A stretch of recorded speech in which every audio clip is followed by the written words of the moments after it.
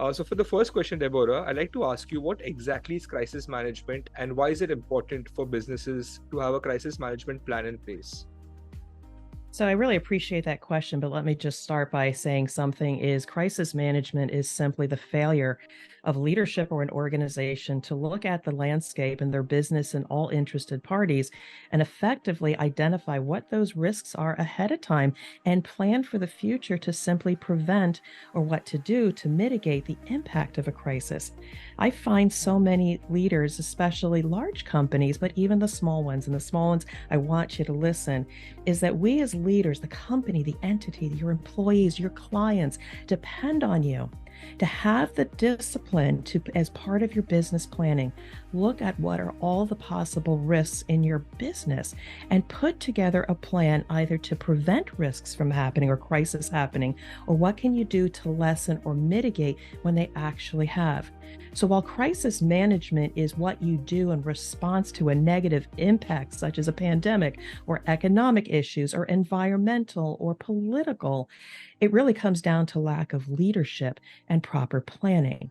And I find that the leaders that are highly aware that realize this are disciplined to say, I need somebody to maybe come into my organization and look at all the possible inputs from an HR perspective, financial, institutions, regulatory, et cetera. And let's look at that and identify everything. And I might even say aliens or things that could never, ever happen. So often as leaders, we say, oh, that could never happen to us, aliens having an impact on our business.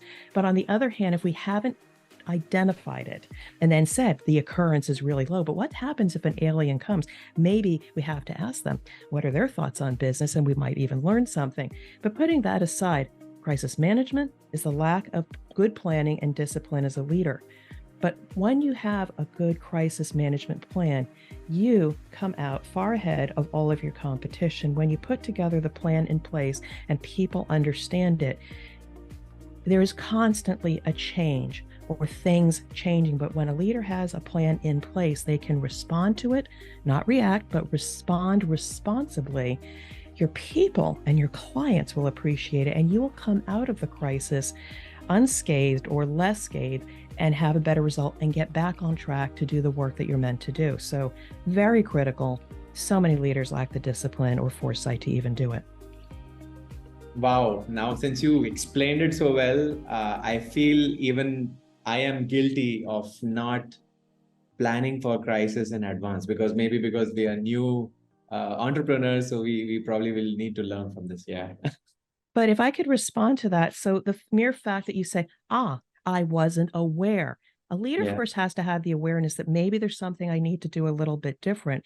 And then even in the work that you do in service to clients, and while you do provide resources so they can do the work, I feel what you do is not just fill a job position, but you think strategically, okay, is this person going to serve your needs now? Or are they flexible? Are they agile? Could they move into different roles? You as an organization supporting those small and medium-sized leaders could potentially participate in that crisis mitigation or prevention, getting the owner to think more holistically on, okay, we'll serve your needs now, but what might you need in the future? So we can already start planning. That's what you can do as an organization. And that's what I always try to do when I help my leaders, not just what can I do now, but let's think, how do we make sure the future is secure as well?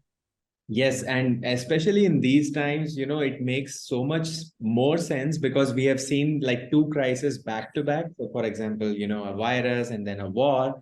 And in an organization like ours, which benefited a little bit from the virus, let's say because of the remote work, the crisis was what happens when people actually stop working from home and start going to offices. How will it impact our business model? We never thought about that. So that was another crisis. It all makes sense. Yeah. But perfect. And again, we did talk about how do crises happen. It's due to poor planning, but I probably didn't talk as much of like what to do when you're in a crisis. Yeah. And it's one of those things that they do happen. I will tell you yesterday, every single meeting I had was a crisis.